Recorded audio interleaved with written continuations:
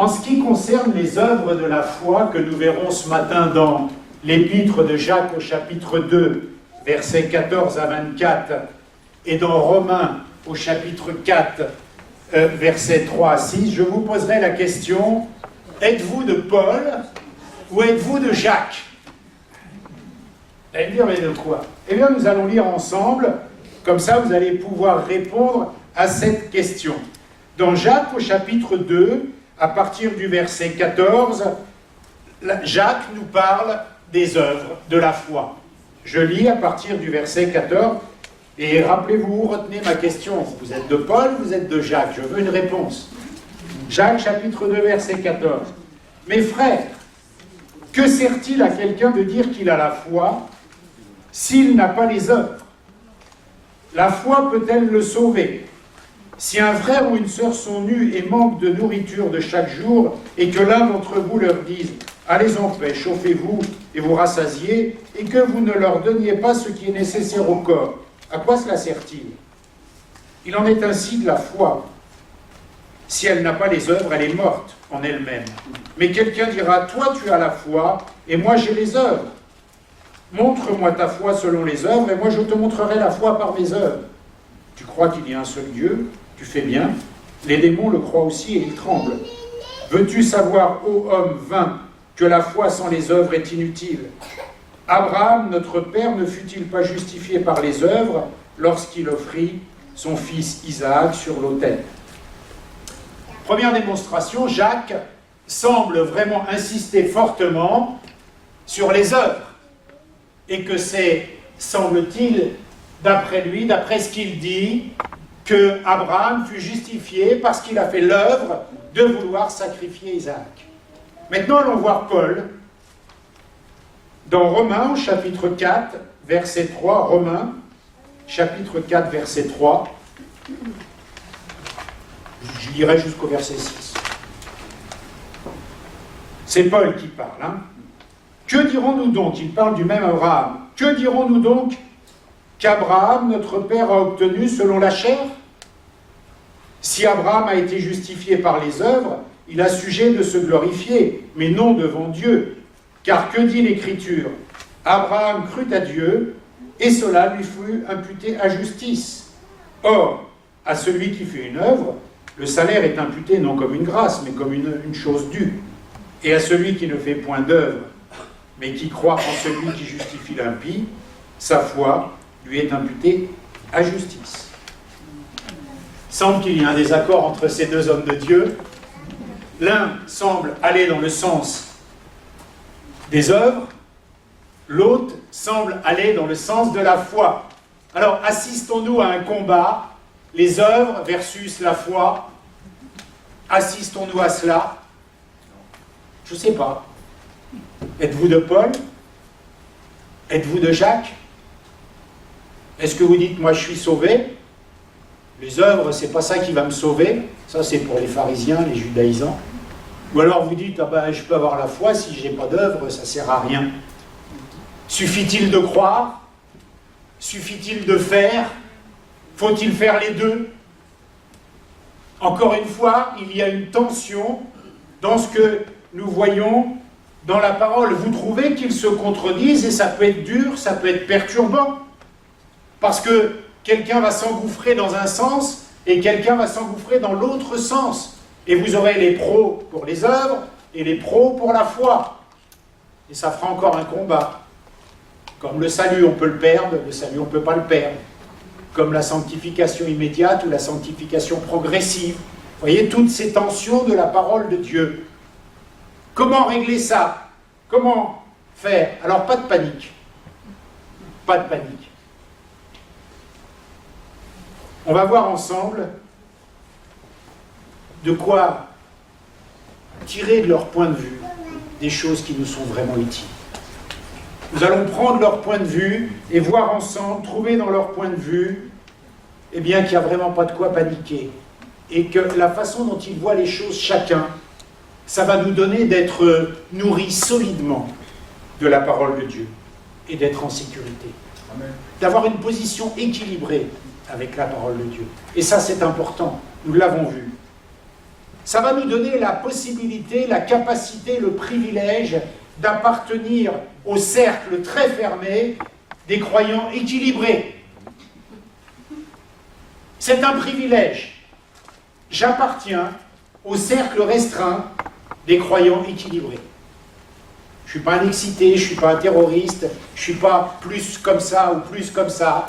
J'ai cette chance, ce privilège, au travers de la parole de Dieu, d'appartenir à un groupe de croyants équilibrés. Ça va nous éviter le danger et la douleur de s'égarer dans la foi. Parce qu'à coup de doctrine, à coup d'incompréhension, on peut aller très loin à cause de certains faux prophètes. Ça va nous éviter le danger et la douleur de cet égarement, de bien comprendre la parole de façon équilibrée et de ne pas toujours peut-être forcément chercher à opposer ce qui n'est pas opposable. Moi je suis de Paul, le salut. Moi je suis de Jacques, les œuvres. Et ils se contredisent. Vu qu'ils se contredisent, la parole de Dieu, ce n'est pas la vérité. Ça va nous permettre, selon les Proverbes au chapitre 3, verset 1 et chapitre 3, verset 8, d'être en bonne santé. Parce que vous savez que quand on comprend bien la parole et quand on obéit bien à la parole, la Bible dit que c'est la santé pour tes os. C'est la santé pour ta vie. Bien comprendre la parole de Dieu et lui obéir, c'est bon pour la santé physique. C'est ce que nous dit la parole de Dieu. Voilà tous les bénéfices que nous pouvons tirer de cette étude équilibrée de la parole de Dieu au travers de ces deux hommes qui semblent nous présenter une tension. Abraham, il a réussi dans la foi, sa foi est imputée à justice, nous dit l'un, parce qu'il a cru. Et l'autre nous dit, sa foi est imputée à justice parce qu'il a fait. Et là, on pourrait vite partir.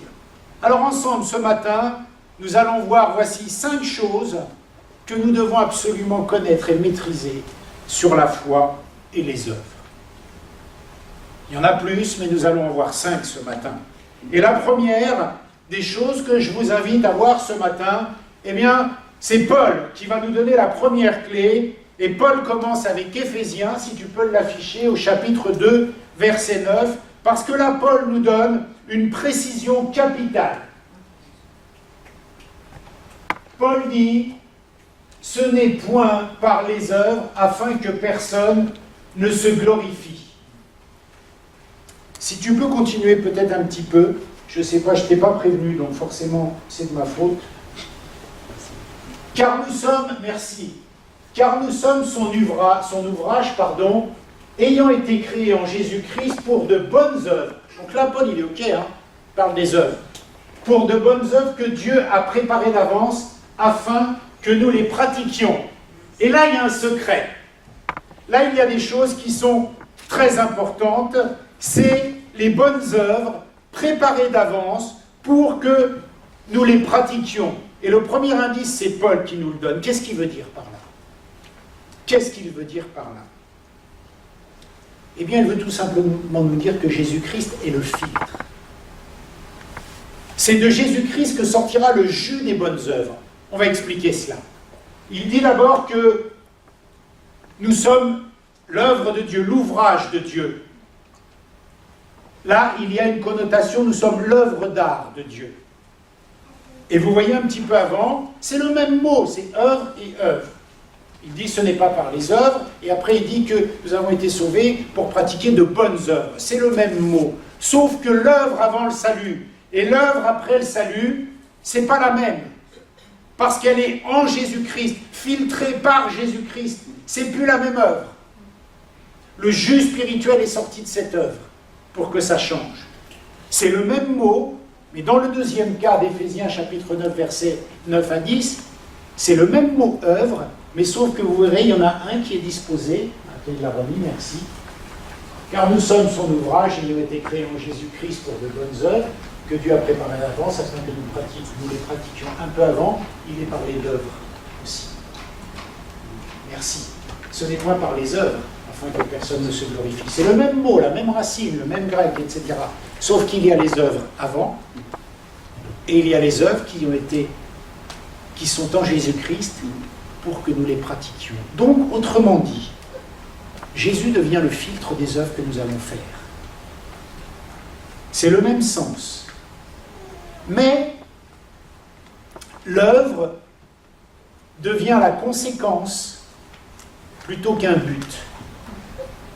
C'est-à-dire qu'une chose faite avant la conversion est une œuvre, ok, mais une chose faite à travers le jus de la conversion devient une œuvre faite d'avance pour que nous la pratiquions. Et c'est cette œuvre-là qui va avoir de la valeur. C'est la conséquence, ce n'est pas le but. On a bien sûr des choses à faire en général dans la foi, des œuvres à faire. Mais Paul nous donne une précision extraordinaire ici. Pour des bonnes œuvres, d'avance. D'avance. Pour faire simple, ça veut dire que tu peux être gentil avec ton frère, ou, enfin, t'es pas chrétien. Tu fais quelque chose de bien. C'est une œuvre. Paul dit, le jus de ta conversion, le filtre de Jésus-Christ, ça ne va pas se passer comme ça. Il va produire en toi de bonnes œuvres prévues d'avance pour que tu les pratiques. Ce n'est plus les mêmes œuvres. Elles ont été spiritualisées, en fait. Est-ce que vous saisissez la différence?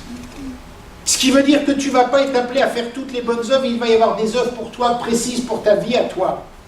Elles ont été créées pour que tu les pratiques. Donc tu vas avoir des œuvres à faire qui émanent de ton salut, qui émanent de ta conversion, qui émanent du filtre, du jus de Christ. Ça va couler de Christ. Les bonnes œuvres pour que tu les pratiques d'avance. Et ce n'est pas les œuvres qui sont avant le verset 9, c'est les œuvres qui sont après, à la fin du verset 10. Préparées d'avance afin que nous les pratiquions. Et ça fait une différence, parce que les œuvres que tu vas faire là, elles ont été préparées d'avance pour que tu les pratiques. Ce n'est pas les œuvres d'avant le verset. Pourtant, c'est le même mot. On va dire que les œuvres se sont converties, pour faire simple. Pardonnez-moi l'image, c'est du sur-mesure. C'est ça, merci Virginie. Tiens, Virginie, ici. Et ce sens-là, en fait, ce n'est pas des œuvres qu'on va pratiquer pour être sauvé. C'est des œuvres dans lesquelles on va marcher à l'intérieur de notre salut. C'est des conséquences. Donc on ne fait pas les choses pour, mais on fait les choses tout simplement parce que. Vous saisissez la nuance qui est fine, mais qui vient d'en haut. On ne fait pas pour, on fait parce que. Voilà, j'ai trouvé une façon de l'expliquer. C'est dur des fois quand on ressent des choses spirituellement d'y mettre des mots.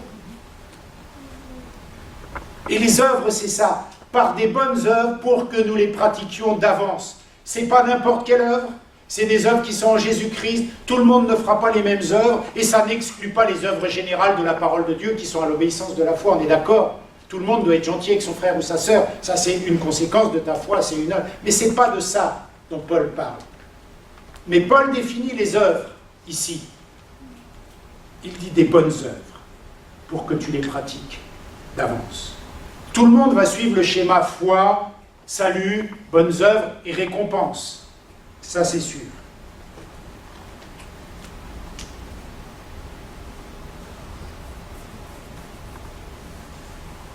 Ces œuvres sont une conséquence plutôt qu'un but. C'est un peu cette image qui me vient en tête, on en reparlera peut-être. Quand Dieu a créé l'homme, qu'est-ce qu'il a fait? Il a soufflé dans ses narines, hein, c'est ça, de son esprit, et d'un corps et d'une âme, il en a fait un homme. Corps, âme, esprit. Le souffle de Dieu est venu à l'intérieur de l'homme et il lui a donné vie. Ça, c'était en Éden. C'était parfait. La vie de l'homme a commencé, donc on l'a ébauché à l'intérieur. Le souffle est venu dedans. Quand il y a eu la corruption, quand il y a eu le péché, l'Esprit de Dieu a quitté l'homme, puisque sa nature est devenue pécheresse. Donc l'homme qui était guidé de l'intérieur, n'a plus été guidé de l'intérieur. Il a été guidé de l'extérieur, par ses sens lui aussi. Et donc, il a vu qu'il était nu, parce qu'il a pris conscience aussi de son état, par ses sens, et il n'a plus été guidé spirituellement. Il a été guidé, on va dire, sensuellement, par ses sens. Il écoutait, il entendait, il voyait, il touchait. C'était une nouvelle façon d'être guidé là. Et c'est cet état-là que, quand l'Esprit revient le jour de notre conversion, refaire sa demeure en nous, que nous retrouvons. Et nous recommençons à être guidés de l'intérieur. Vous allez dire, elle était partie loin, quel rapport? C'est la même chose avec les œuvres. Les œuvres, on en fait, elles sont bonnes, on est gentil, on rend service, et puis il y a les bonnes œuvres qui sont le jus, le fruit du salut, qui sortent de Jésus-Christ pressé à la croix mort pour nous. Et ces bonnes œuvres-là, elles sont différentes, parce qu'elles reviennent guidées de l'intérieur. On les connaîtra parce qu'on sera guidé de dedans. La parole est près de toi. Elle est dans ton cœur, elle est dans ta bouche. En fait, la Bible nous dit, mais va pas chercher à l'extérieur, c'est en toi les choses, c'est dedans. Près de toi, dans ta bouche, dans ton cœur, c'est là que tu vas commencer. Et ça redevient de nouveau de l'intérieur vers l'extérieur. Et les œuvres du salut, les œuvres de la foi, c'est la même chose. C'est plus les œuvres qu'on va faire à droite à gauche pour, c'est les œuvres qui seront conséquences de. C'est cela que nous exprime Paul, et c'est la première clé qu'il nous donne. Alors bien sûr, ça ne nous dédouane pas de faire les œuvres en général, de la foi, de la lecture de la parole. Il y a des choses à faire que la Bible nous demande parce que j'ai obéi à Jésus-Christ, mais il y a aussi les œuvres préparées d'avance. Et vous voyez, c'est plus des œuvres pour être sauvés, c'est des œuvres qui sont conséquences de notre salut. Et ça fait une énorme différence. Alors comment on va les trouver ? Seigneur, qu'est-ce que tu veux que je fasse comme œuvre? On va les trouver en abandonnant le péché dans notre vie, parce qu'autrement la communion avec Dieu va être coupée. Je vous rappelle que si nous sommes en état de pécheur, notre communion avec Dieu est coupée. On va les trouver en s'abandonnant à lui, en étudiant la parole pour discerner. On va saisir les occasions aussi dans notre vie de croyant de rendre service, d'être dans la communion fraternelle, etc. Là, on va commencer à vivre des œuvres de la foi, les œuvres en général. Mais si on commence à cheminer comme ça, on va entendre les bonnes œuvres que l'on doit pratiquer d'avance, en attendant. Parce que, pourquoi Paul nous dit ça? Des bonnes œuvres pour que nous les pratiquions. Ça veut dire que Dieu a un plan pour chacune de nos vies. Dieu a un plan pour chacune de notre vie. Nous devons donc suivre notre carrière spirituelle, quelque part. Quelque part, on a une carrière spirituelle parce que Dieu a un plan pour notre vie. Et mes bonnes œuvres que je dois pratiquer ne seront pas les mêmes bonnes œuvres que mon frère Gilles qui est ici présent. Parce que mon plan de carrière spirituelle, pardonnez-moi l'expression que j'emploie, n'est pas le même que celui de Gilles. Alors ne te fatigue pas à copier les œuvres de ton frère ou de ta sœur, parce que les bonnes œuvres qu'il a voulu d'avance ne sont pas les mêmes pour toi que pour lui. Je m'explique. Tu vas avoir quelqu'un, même si je prends un exemple, n'y voyez pas. Sœur Teresa, elle pratique des œuvres extraordinaires de charité, de... Mère Teresa. Mère Teresa. Ouais, enfin bon, bref, vous voyez qui je veux dire. Elle pratique des œuvres terribles de charité. Elle est vivante toujours? Non, elle pratiquait des œuvres de charité terribles. Elle allait sans doute dans les léproseries, en Inde, etc. Bon, elle, c'était son truc. Mais c'est pas forcément ton truc à toi et tu vas pas être efficace dans ces œuvres-là parce que peut-être toi, la lèpre, ça te dégoûte et je sais pas, plein de choses. Et Dieu va te donner d'autres bonnes œuvres à pratiquer qui seront pour ton plan de... Vous voyez, mon exemple est un peu bon, d'accord? Mais vous comprenez ce que je veux dire. C'est que tes œuvres à toi, n'essaie pas de faire l'œuvre de ton frère ou de ta sœur. Fais les œuvres, tes bonnes œuvres à toi que tu dois pratiquer d'avance, qui sont Éphésiens 2:9 pour toi, qui viennent du jus de Christ, de ta conversion. Tu vas dire, ah, ce frère ou cette sœur, il est extraordinaire, il fait telle chose, tu vas vouloir le faire. Mais non, c'est pas ta route. Cherche pas à pratiquer les mêmes œuvres que lui. T'as l'autre, il va donner à manger au nom de Jésus-Christ à tous les SDF de la rue qui ont la gale, la lèpre, qui sont sales, les toxicos et tout. Puis toi, ça va te dégoûter, t'en auras peur. Cherche pas à faire ces œuvres-là. Fais les bonnes œuvres que tu dois pratiquer d'avance, que Dieu met sur ta route, et qui vont sortir du jus spirituel de ta conversion, au travers du filtre qu'est Jésus-Christ. Ça va? Faut pas se copier. Quand Jésus-Christ, il dit, mais les pauvres, vous les aurez toujours. Hein. Il n'a pas dit, allez, faites toutes les bonnes œuvres, qu'il n'y ait plus de pauvres sur la terre. Non.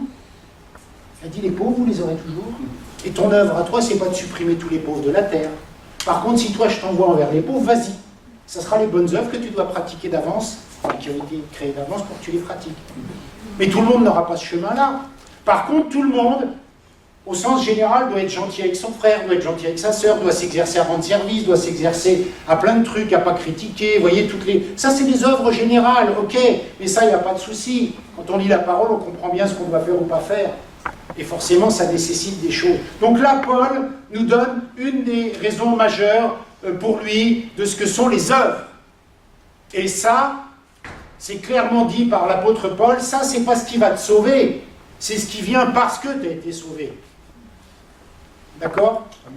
Il voit les choses avec un autre prisme, sous un autre angle. Lui, il parle de ça. Maintenant, on continue. La deuxième chose que nous devons savoir, il faut avancer. Paul continue avec l'exemple d'Abraham et son angle de vue particulier par rapport à Jacques sur Abraham, puisque Paul dit que c'est parce qu'Abraham a cru que ça a été imputé à justice. Il ne dit pas parce qu'il a obéi pour Isaac, il dit parce qu'il a cru que ça a été imputé à justice. Et tout le chapitre 4 de Romains, ça sera pour dire, en gros, que ce ne sont pas les œuvres qui sauvent. Et mes amis, s'il existe une doctrine dans le monde que l'ennemi juré de Dieu et des hommes souhaite déformer, c'est bien la doctrine du salut par les œuvres, ou la doctrine du salut par le sacrifice de Jésus-Christ. S'il existe une doctrine dans le monde que le diable veut déformer, c'est la doctrine du salut. Parce que si Satan parvient à semer la confusion dans l'esprit des hommes et des femmes, qu'il y a un moyen de gagner son salut par des œuvres, ou si des religions sont construites sur un système de salut gagné par les œuvres, et qu'on n'a plus le salut gagné par Christ, il maintient l'humanité dans son péché. Il a tout gagné. Et c'est pour ça que l'apôtre Paul, qui vient, je vous le rappelle, du judaïsme, est en train de combattre ça de façon sévère. Nous allons le voir. Parce que si Satan réussit dans cette entreprise-là, il a tout gagné. Les hommes vont croire qu'ils seront sauvés parce qu'ils font plein de trucs. Mais pas parce qu'un homme est mort à la croix pour eux. Enfin, un homme, Jésus, Dieu, Fils de Dieu, d'accord, hein? Vous comprenez bien, je suis au clair avec Jésus. Si Satan réussit ça, c'est gagné. Et des religions sont construites aujourd'hui sur ce système-là. Les gens croient dans leur égarement qu'ils peuvent gagner le ciel, qu'ils peuvent, par leurs œuvres, des systèmes religieux, des philosophies. C'est pas pour rien qu'il choisit Abraham, Paul. Parce qu'Abraham, l'exemple scripturaire d'Abraham, c'est quoi? Il le choisit lui seul. Parce que là, la Bible nous explique qu'il prend d'assaut la citadelle du judaïsme. Le judaïsme, c'est quoi? Par excellence, c'est plus tu fais de trucs, mieux tu les réussis, t'es sauvé, quoi, en gros, je synthétise. T'es sauvé parce que tu fais ça bien, tu fais ça bien, tu fais ça bien, ok, t'es ok.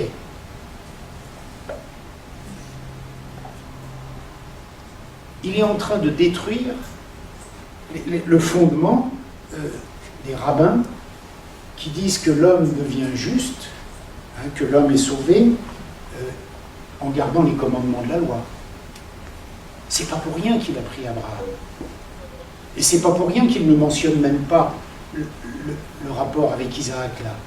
C'est parce qu'il veut prendre l'angle Il a trop à combattre dans sa société, il a trop à combattre de l'arrière-plan d'où il vient, la loi, les judaïsmes, les rabbins et tout ça, il a trop à combattre pour s'attarder sur ce domaine-là. Il veut tout de suite mettre le focus sur le salut en Jésus-Christ et sur la foi qui est imputée à justice parce que tu crois. Parce qu'il doit combattre Satan qui est là en train de se dire si je peux égarer les hommes dans la doctrine du salut, et il a tout l'arrière-plan de la loi.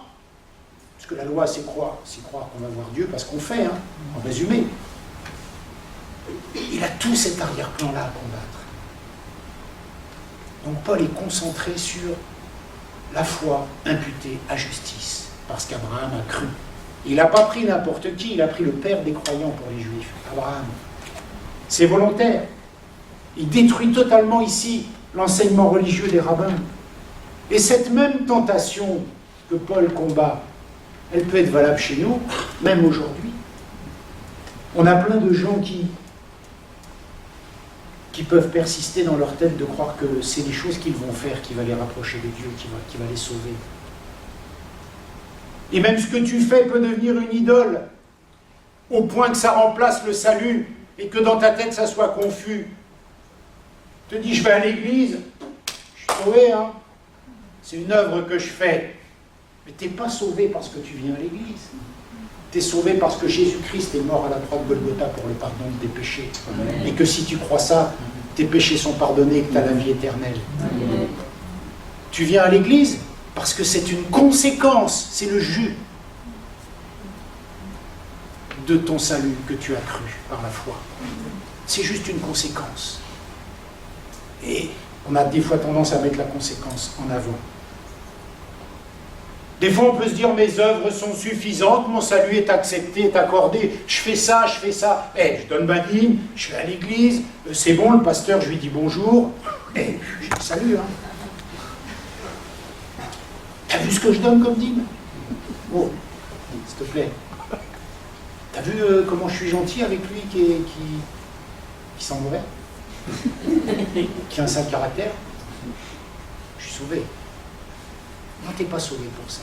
Mais je grossis le trait volontairement, c'est de l'humour, mais je vous assure que dans des esprits, on n'en est pas loin. Je vous assure que dans des têtes, Satan a réussi à semer un brin de cette confusion-là. Et Paul se doit de combattre cela, avec tout son arrière-plan judaïque, avec toute sa connaissance des techniques du diable pour frelater la vérité. Paul se doit de combattre ça. Il sort du judaïsme, je vous rappelle. Et il a ceux qui veulent garder les judaïsants qui sont après lui en train de lui courir après, d'essayer de le maltraiter. Donc il est dans cette dynamique-là. Mais en fait, Paul, qu'est-ce qu'il essaie de nous démontrer? Lui, dans sa tête, là, le mot œuvre, pour Paul, c'est le même mot œuvre que Jacques. Mais dans la tête de Paul, eh bien, le mot œuvre, ça se rapporte au désir que l'homme pourrait avoir d'obtenir les faveurs de Dieu et le salut en obéissant à la loi. C'est à cela qu'il fait référence, Paul, quand il parle œuvre. Donc cela, il combat. Il combat les références à la loi, l'obtention du salut par l'obéissance, etc. Il est obligé de combattre cela. Mes amis, quoi qu'il arrive, quelle que soit l'idée qui te traverse la tête, tu ne seras jamais sauvé par ce que tu fais. Amen. Mais tu seras sauvé parce que Jésus a fait. Amen. Ça, il n'y a pas débat. Là, c'est pas comme les matchs de foot, on appelle la vidéo pour bien vérifier si c'est... Il n'y a pas de vidéo. On ne va pas voir le ralenti pour voir s'il y a une main, s'il n'y a pas une erreur. Non, c'est la parole de Dieu. Tu n'es pas sauvé parce que tu fais, tu es sauvé parce que Jésus a fait. Amen. Et ce qu'il a fait, il l'a fait pour toi. Amen. Tu n'apporteras rien de valeur ajoutée au salut par tes œuvres. Mais mes amis, ça peut vous paraître évident ce que je suis en train de dire, mais plein de croyants sont déjà dans cette confusion. Leurs œuvres a déjà remplacé dans leur logique.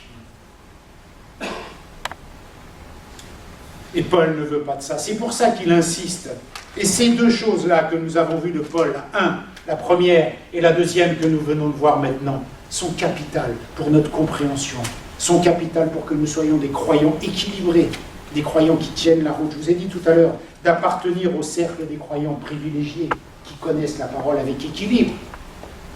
Parce que quand tu vas parler de cela avec des croyants ou j'allais dire des excités, je ne dirais pas de nom, eh bien il va falloir que tu aies une position équilibrée là aussi. Ou même quand un de tes frères ou quand une de tes sœurs a un problème avec ça, il faudra que tu aies cette connaissance-là pour partager avec lui ou avec elle. Non, non, non, voilà. Et nous allons avancer, nous allons cheminer avec Jacques. Troisième chose que nous devons savoir, troisième chose qui concerne la foi et les œuvres, Jacques nous dit au chapitre 2, on vient de le lire, versets 21 à 22, lui il semble dire carrément tout le contraire. Lui nous dit clairement dans ce passage que Abraham, notre père, ne fut-il pas justifié par les œuvres lorsqu'il offrit Isaac sur l'autel. Là, il est en train de dire, si on s'arrête là, que Abraham, c'est parce qu'il a sacrifié Isaac sur l'autel qu'il a été justifié. C'est donc ses œuvres, là. C'est ce qu'il est en train de dire. Et c'est dans quoi on pourrait s'engouffrer dans une polémique.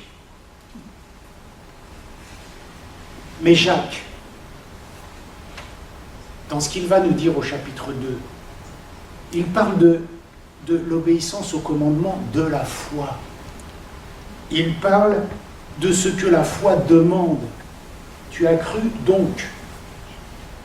Mais lui, il n'est pas dans cette logique de démontrer les choses que Paul veut démontrer. Il est dans une autre logique. Et pour lui, le mot œuvre a un autre sens. Mais je dirais que, je vais encore prendre un exemple, vous allez me dire, ils sont nuls les exemples, mais j'ai que ça en tête. C'est comme si Paul et Jacques sont dans une maison. C'est pas Pierre et Jacques sont dans un bateau. Ils sont dans une maison. Paul regarde par la fenêtre qui ouvre sur le jardin. Jacques, lui, regarde par la fenêtre qui ouvre sur la cuisine. Ils ne voient pas la même chose, mais ils sont dans la même maison. Et leur maison, c'est la maison de Dieu. Ils sont dans la même maison. Mais ils ne parlent pas de la même chose sur l'instant parce qu'ils ont d'autres projets, ils ont d'autres choses à démontrer.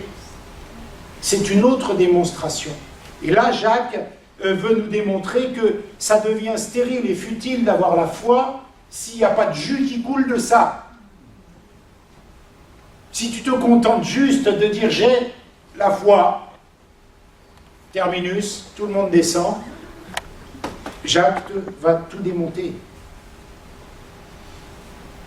Parce que Jacques va vouloir démontrer que quand Dieu parle, tue ton fils, sacrifie-le, il doit y avoir une action indissociable. Tu crois, tu fais.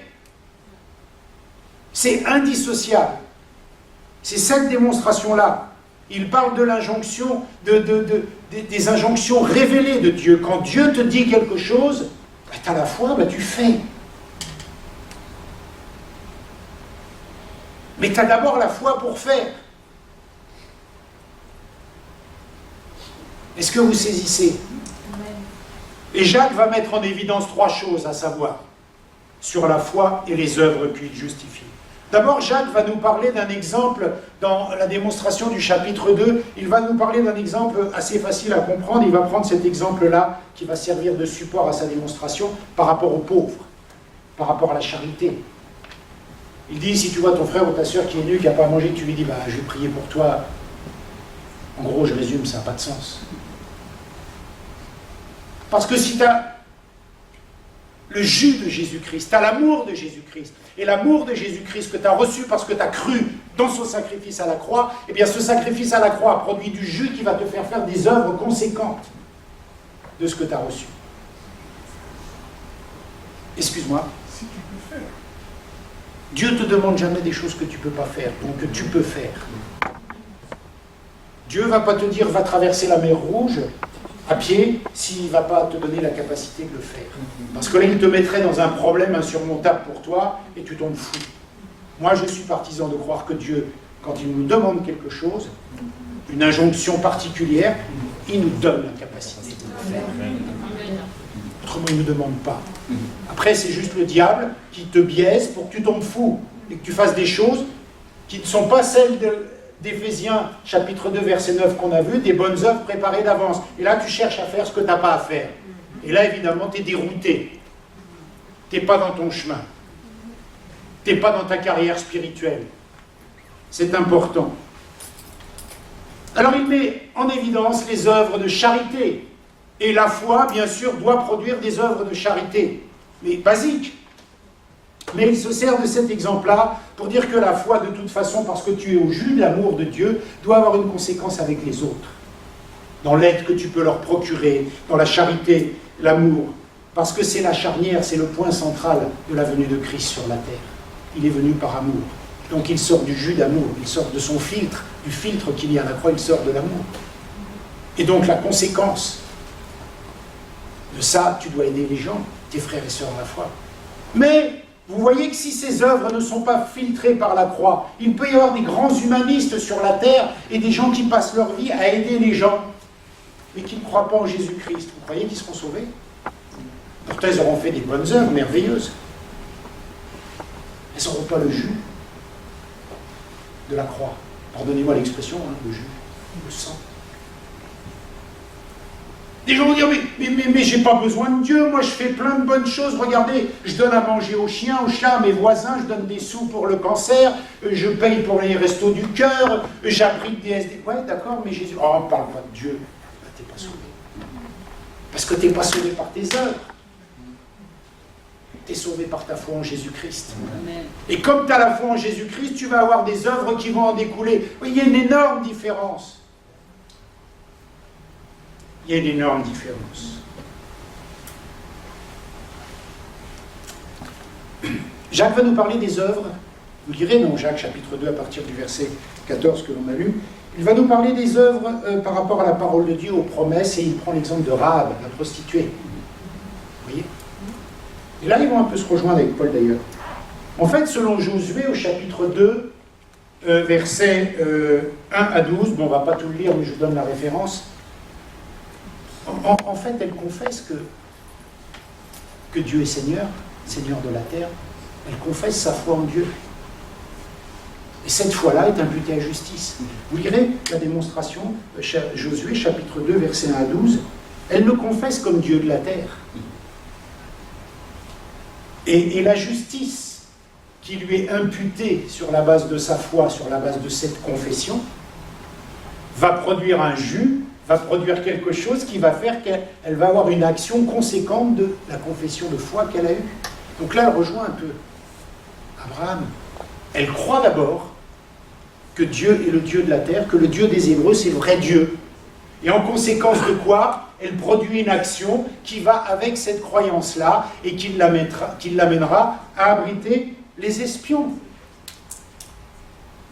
Mais c'est pas parce que si elle avait juste abrité les espions, ça aurait été une bonne œuvre. Mais cette œuvre-là, c'est d'abord parce qu'avant cela, elle confesse que le Dieu des Hébreux est le seul vrai Dieu. C'est comme si elle confessait déjà Jésus-Christ, Seigneur et Sauveur, dans le Nouveau Testament. Elle a d'abord confessé cette vérité-là. Elle a d'abord cru que Dieu. Et sa foi a été imputée à justice, comme Abraham qui a cru. Et ensuite, il s'est produit une œuvre conséquente de ce qu'elle a affirmé. Et en cela, ça rejoint un petit peu Paul. Ça ne s'oppose pas. Et il y a les troisième chose que Jacques veut partager avec nous dans la parole de Dieu, c'est les œuvres par rapport aux injonctions révélées de Dieu. Dieu vient et lui dit, sacrifie Isaac. C'est comme si Dieu il vient dans ta vie et te dit, fais ça. Tu le sais, c'est Dieu qui t'a parlé. T'es sûr. Alors là, bien sûr, puisqu'Abraham croit en Dieu et que sa foi a été imputée à justice, il ne peut pas se renier de ne pas faire ce que le Dieu dans lequel croit lui demande. Donc il fait une action conséquente de la demande de Dieu dans sa vie. Et en ce sens-là, on a aussi des œuvres de la foi. Et toi, par exemple, dans ta vie personnelle, qu'est-ce que ça va être tes œuvres de la foi? Imagine, Dieu te fait une promesse, ou tu veux t'emparer d'une promesse de Dieu pour ta vie. Les œuvres de ta foi, ça va être quoi? Ça va être les choses que tu mets en place pour parvenir à cette promesse. Exemple, Dieu te dit que tu vas être guéri ou tu vas obtenir un travail, etc. Ça va être quoi les œuvres de ta foi à ce moment-là? Ben, ça va être que tu t'inquiètes plus, ça va être une œuvre. Ça va être que tu le loues, ça va être une œuvre. Je te loue parce que tu m'as donné un travail. Je ne m'inquiète plus parce que tu m'as donné un travail. Ça, c'est des œuvres que tu vas produire. Ce sont les œuvres de ta foi, les œuvres conséquentes de ta foi. Vous voyez que les œuvres, ce n'est pas toujours donner à manger aux pauvres. Quelquefois, on a ce schéma-là, je fais des œuvres, je donne. C'est pas... Il y a beaucoup de choses dans les œuvres. Tu attends ce que tu ne vois pas. Dieu t'a promis. Parce que si on reprend la logique vite fait d'Abraham, moi je crois, c'est moi, qu'il attendait qu'il se passe quelque chose. Parce que Dieu lui dit, tu vas avoir une nation, tu vas avoir des héritiers et tout, il va tuer le seul héritier. Non, il s'attend à quelque chose. Il voit dans l'invisible. Dieu lui dit, tu auras un fils, Dieu lui dit, tue-le, Dieu lui dit, tu auras une multitude de générations, si je tue mon fils, j'aurai pas de... Donc ok, je te fais confiance. Il produit une œuvre de sa foi. Mais c'est d'abord parce qu'il a cru, parce que sa foi était imputée à justice. Je termine. Pour Paul, c'est parce que Abraham a cru. Pour Jacques, c'est parce que sa foi a été imputée à justice, parce qu'il a fait un acte. Je vous ai dit, il ne regarde pas par la même fenêtre. Il ne voit pas la même chose. Mais ce n'est pas pour cela que nous devons les opposer. Et ce n'est pas pour cela que nous ne devons pas avoir une attitude équilibrée dans la parole de Dieu. Parce que vous voyez, si on fait une analyse un peu plus fine, de toute façon, ils se rejoignent à la finale, sur l'amour. Jacques dit qu'il faut vraiment être rempli de charité, il faut faire... Et Paul, qu'est-ce qu'il dit dans 1 Corinthiens chapitre 13 ? Si vous n'avez pas l'amour, vous êtes un airain qui résonne. Donc de toute façon, on aboutit à la même conclusion. Sauf qu'ils n'ont pas le même but, pas le même public, pas les mêmes intentions. Et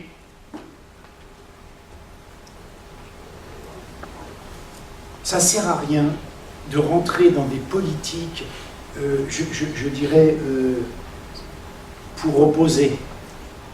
Oui, alors moi je vais être de Paul, moi je vais être de Jacques. Vous voyez, si on n'est pas équilibré dans la connaissance de la parole, on va vite s'égarer. Si on l'a vu pour la sanctification la semaine dernière, si on n'a pas une position équilibrée, on ne va pas comprendre. Si tu commences à dire, bon, là ça ne va pas, Jésus, Saint-Esprit, Dieu, il y a 3 dieux, il y a un Dieu, là tu peux aussi partir. Non, il n'y a qu'un Dieu, donc Jésus c'est pas le Fils de Dieu, et hop, tu as perdu ton salut. Le Saint-Esprit c'est pas une personne. Et puis si on lit des fois la Bible, on dit maintenant, Dieu, le seul vrai Dieu, unique, d'accord? Et puis Jésus c'est Dieu, puis le Saint-Esprit c'est Dieu. Comment c'est compliqué ça? C'est 3 angles de vue. Tu ne peux pas partir bille en tête sur un angle de vue sans avoir une connaissance équilibrée de la parole de Dieu. Parce qu'autrement, tu vas repartir dans la polémique. Si tu dis on est sauvé que par les œuvres, ouais, d'accord, tu es de Jacques, youpi, mais tu as perdu ton salut. Tu ne l'as jamais eu. Et si tu dis, moi, je suis de Paul, hein, je crois en Jésus-Christ, Seigneur et Sauveur, ouais, génial, mais que ça n'a aucune conséquence dans ta vie, qu'il n'y a pas de fruits, il n'y a pas de jus, t'as pas fait de rencontre. Où est ton obéissance? Où sont les œuvres de ta foi? Où sont les choses que Dieu te demande de faire quand on obéit? Parce qu'on parle d'obéissance à la foi. On obéit à ce que la foi nous demande de faire. Et on ne peut pas avoir des attitudes déséquilibrées dans tous ces domaines-là. Et on ne peut pas combattre, opposer. Et aujourd'hui, on a tellement de gens qui prennent... c'est comme un diamant multifacette. Ils prennent un éclat de ce diamant-là, ils partent bille en tête là-dedans. Et c'est fini.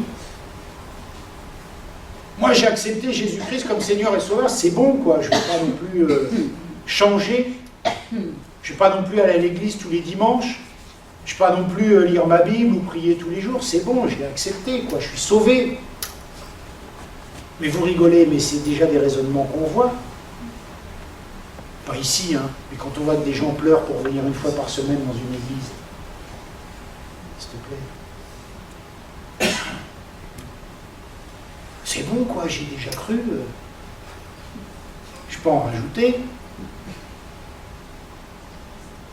Et vous voyez que on n'est pas si loin, quelquefois, dans les raisonnements, dans les têtes de schémas caricaturaux comme ça. On n'est pas loin.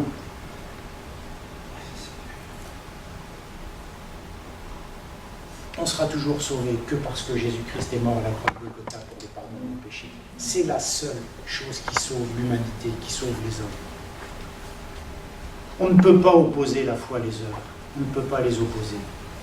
Simplement, Paul donne un sens au mot œuvre.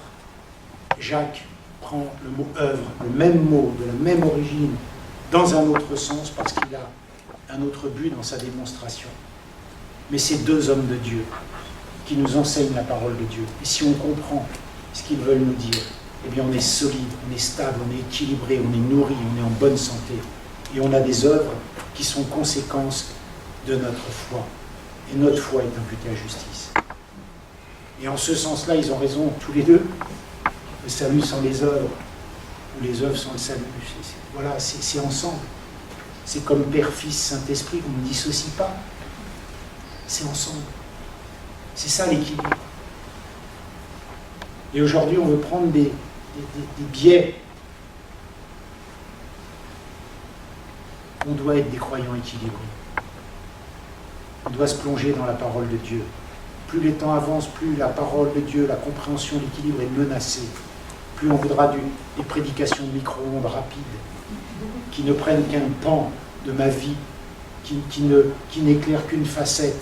Et si ça peut être la facette genre développement personnel à fond, c'est génial. Et tout ce qui sera sanctification, tout ce qui sera obéissance, tout ce qui sera obligation, oui, mais ce n'est pas des obligations si tu as du jus qui vient d'en haut. Ce n'est pas des obligations. C'était le discours que nous avions ce matin. Si nous avons compris quel royaume nous portons en nous, c'est plus une obligation de louer Dieu. On le loue parce qu'on commence à comprendre ce qui se passe. C'est la même chose. Quand j'ai accepté Jésus comme Seigneur et Sauveur, automatiquement, sans me poser de questions, il y avait des œuvres, et il y en a toujours qui découlent de cela. Si ces œuvres sont pesantes, si ces œuvres sont lourdes, si ces œuvres sont fatigantes, ça peut arriver. Remettons-nous à la croix pour se recentrer sur exactement ce qu'on a reçu. Tu vois, ça peut être une méthode. Tu ne vas pas bien spirituellement, ton niveau baisse. Tu te diras, c'est un peu lourdingue pour toujours aller à l'église, machin. Ok, d'accord. Mets-toi devant Dieu et demande à l'Esprit de Dieu de te révéler ce qui s'est passé pour toi. L'amplitude de ce qu'il t'a donné. La mesure de ce que tu as reçu. Et là, tu vas dire, bah, je suis quand même grave de me poser ce genre de questions. Pardon, Seigneur. Parce que ma vie de 60, 70, 80, 90 ans, face à l'éternité, dans la présence de Dieu, qui lui a coûté la vie sur terre de façon horrible, il n'y a pas photo. Puissions-nous comprendre, puissions-nous avancer dans cette bonne compréhension, dans cet équilibre aussi des choses de Dieu, dans cette façon équilibrée de saisir la parole de Dieu. Bien sûr, après les œuvres, la Bible nous dit qu'il faudra tenir le coup, tenir la route, persévérer, qu'il faudra lutter, qu'il faudra... Oui, oui, mais avec la force que Dieu va nous donner. Parce qu'il ne nous demande jamais quelque chose qu'on ne peut pas faire. Enfin, je ne vois pas Dieu dire « fais ça », sachant que tu ne pourras jamais le faire de ta vie si lui ne t'aide pas. Là, j'ai besoin d'enseignement.